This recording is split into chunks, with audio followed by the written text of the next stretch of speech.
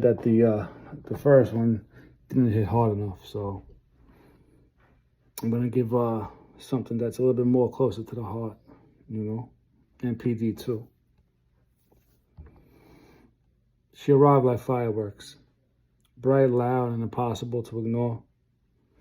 She gave me badges. You're special. You're the only one. A little dopamine heaven in the palm of my hand. She taught me to expect miracles and then measure me with a broken ruler. She never took accountability. Not once. See, accountability for them is a suitcase they never unpacked, blame folded, excuses on top, and empathy left at the door. See, there's one fact.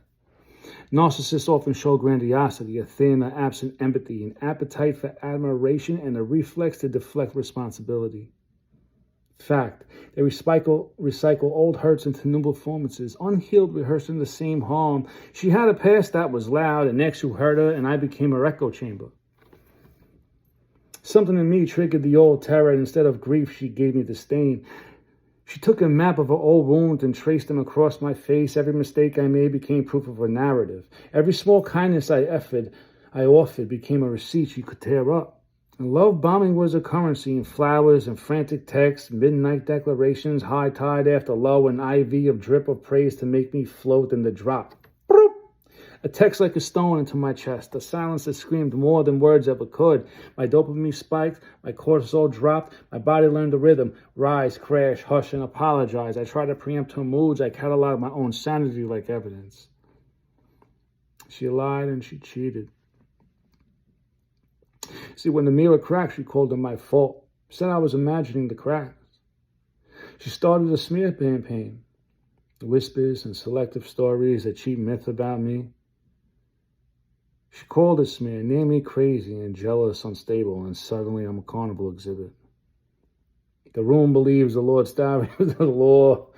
The loud storyteller because it's easier than the messy truth. She used me. I don't know for what prize. Maybe comfort, attention, to stand in for anger, a mirror to practice cruelty. She left before I could give her small gifts I'd keep like secrets, prizes unopened, intentions unpaid, and the mailbox full of what-ifs. And yes, I want revenge. I wanted my anger to be something I could spend, but I tucked it in my pocket. Leave it for karma. Karma's a bitch, sure, but I'm not going to handle her push. Listen to the anatomy of what happened. Gaslighting, to twist your facts until even my bones doubt my own weather. Projection, they brand their faults on you like tattoos that won't fade. And the love bombing, a lure that tastes like heavens and ends in weathered hands. Smear campaigns, the final edit, where you are the villain and they're the storyteller.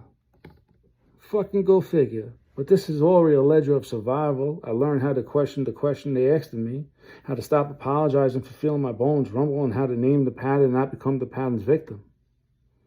You are not the therapist, you are not the trophy, you are not the scapegoat. You are the one who loved and was loved back in weird stops and starts, and that does not make you broken. They are unhealed, and that is not your burden. It's not my sentence. So I walk away with unopened prizes in a heart that remembers its own name. I fold my want for revenge into something quieter. Vigilance, self-care, a stubborn rebuilding of confidence. If karma doesn't work, fine. If not, the victory is this: I reclaim my narrative. I relearn how to trust my memory, my anger, my yes and my no.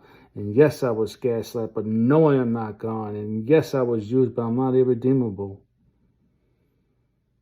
I was ashamed, but I'm not defined. My karma can wait. I will not. I will love myself louder, and she loved me intermittently. I will speak my truth until my throat remembers how to hold steady. I will keep the unopened gifts as a lesson. Some prizes are the first givers first. And one last thing, because one last thing matters, is I ain't crazy, and neither are you. You're the company of someone who refused to hear, who directed her hurt towards you. But you survived, and that's the latest fact. And so I will too.